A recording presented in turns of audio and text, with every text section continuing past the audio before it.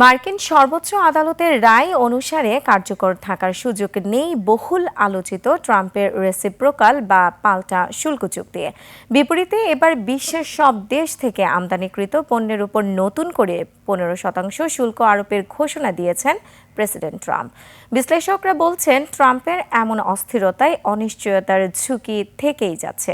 তবে পাল্টা শুল্কের আওতায় করা চুক্তি অকার্যকর হলে স্বস্তি পাবে বাংলাদেশ।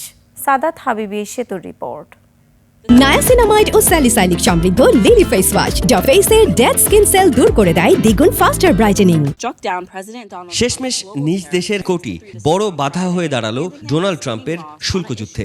মার্কিন প্রেসিডেন্টের বহুল আলোচিত ইউনিভার্সাল বেজলাইন ট্যারিফ যুক্তরাষ্ট্রের সংবিধানের পরিপন্থী এবং আইনভাবে অবৈধ ঘোষণা করেছে প্রধান বিচারপতি জন রবার্টসনের নেতৃত্বাধীন বেঞ্চ।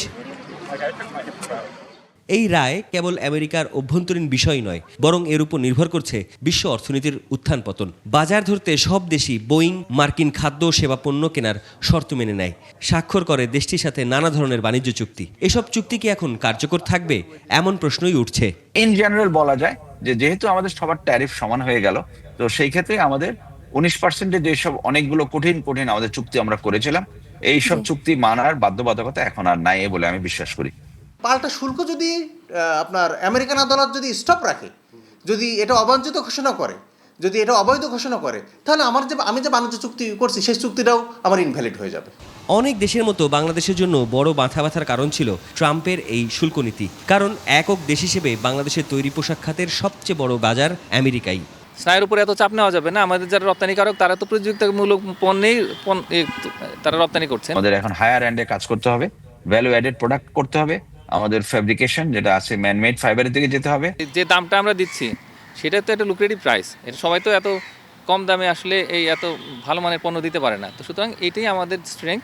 আদালতের রায়ের কয়েক ঘন্টার মধ্যেই প্ল্যান বিতে হাঁটছেন ডোনাল্ড ট্রাম্প। দেশটির ট্রেড অ্যাক্ট 1974-এর 122 ধারা ব্যবহার করে বিশ্বের সব দেশ থেকে আমদানিকৃত পণ্যের উপর সাময়িক শুল্ক হার 10% থেকে বাড়িয়ে 15% বাড়ানোর ঘোষণা দিয়েছেন তিনি।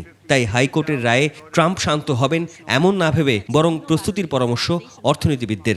এক্সপোর্টাররা আসলে কোন ডিসিশন অনুযায়ী তারা মালটা প্রস্তুত করবে, এবং বায়ার পাওয়ার একটা প্রশ্ন রয়েছে।